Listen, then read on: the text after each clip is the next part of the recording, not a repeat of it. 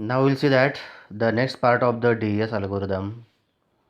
So till now we have studied that what is the DES algorithm, what are the basic requirements, how many round functions we go for.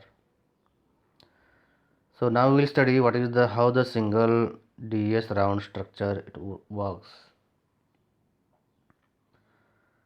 So it uses the two 32 bit, one is the left side and another one is the right side. So as for any Fistel cipher can described as the Li is equal to Ri minus 1. So the Ri equal to Li minus 1 and the round function f of Ri minus 1 comma Ki. So the f takes 32 bit R half and 48 bit the sub key. So as I shown you earlier, the right side we are going to generate the 48 bit sub key for every round function. So the minimum 16 rounds are there, so we need to have the 16 sub keys. Each size is the 48 bit. So it expands R to 48 bits using permutations, that is the E,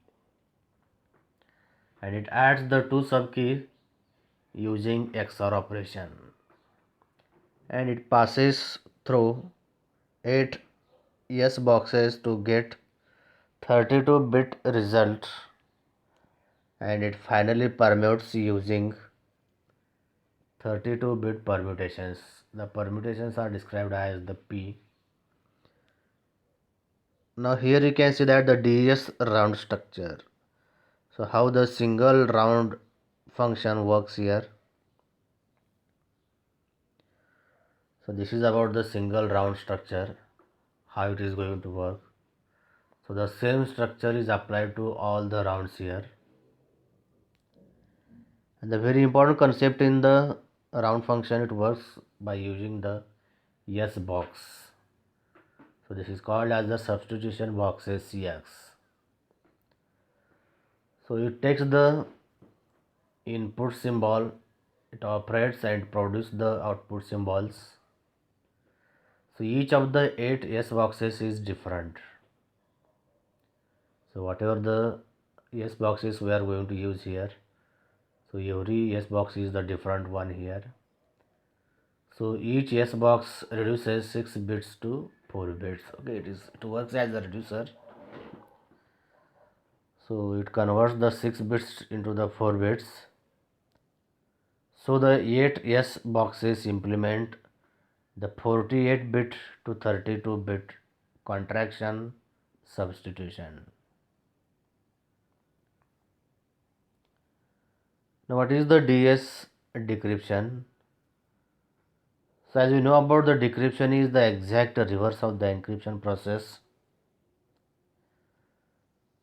So it decrypts the steps of the data computation with Fistel design, do encryption steps again using sub keys in a reverse order, that is round functions we have listed here from the 16 to 1 here. In the encryption we gone for SK1, SK2, SK3, SK4, XS5, 6, 7, 8 up to the SK16. But in case of the decryption we need to follow the reverse order, that is from SK16, SK15, SK14, 13, 12, 11, so on, 3 to 1. Now IP, that is the inverse permutation, that is initial permutation undoes final FP step of encryption. So the first round with SK16 undoes 16th encrypt round. So the 16th round with SK1 undoes first encrypt round. Then final FP undoes initial encryption IP, thus recovering original data value.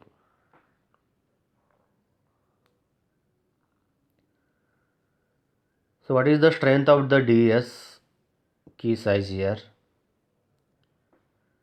So the strength of the DES is we have listed as follows.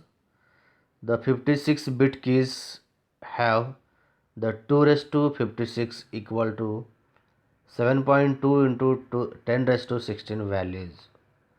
So you can imagine that how many different keys we are going to consider here.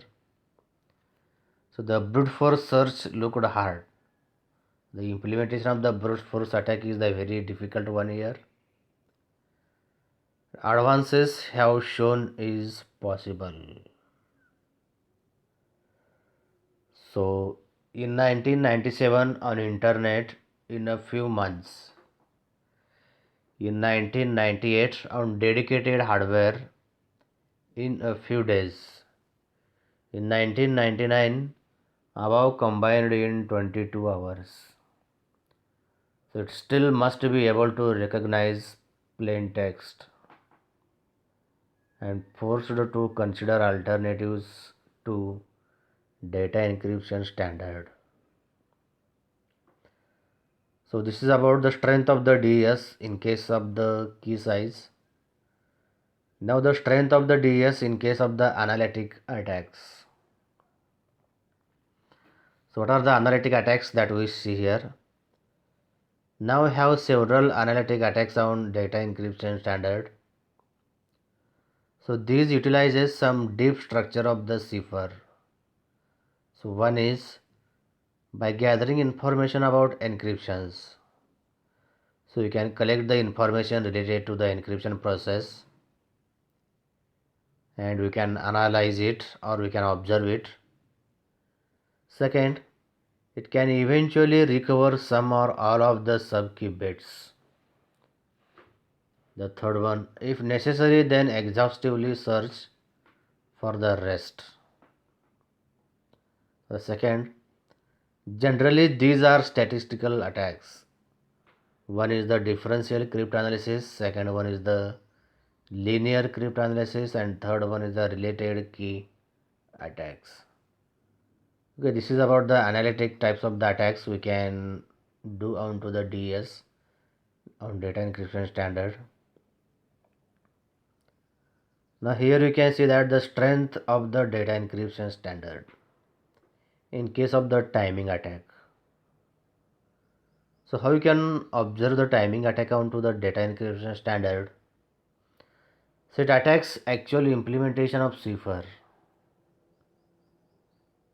So when the encryption decryption process we are going to implement, at that time the timing attack can exist.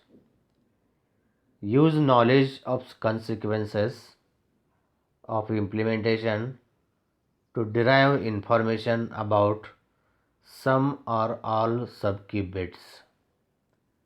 It specifically uses fact that calculations can take varying times depending on the value of the inputs to it, and particularly problematic on smart cards.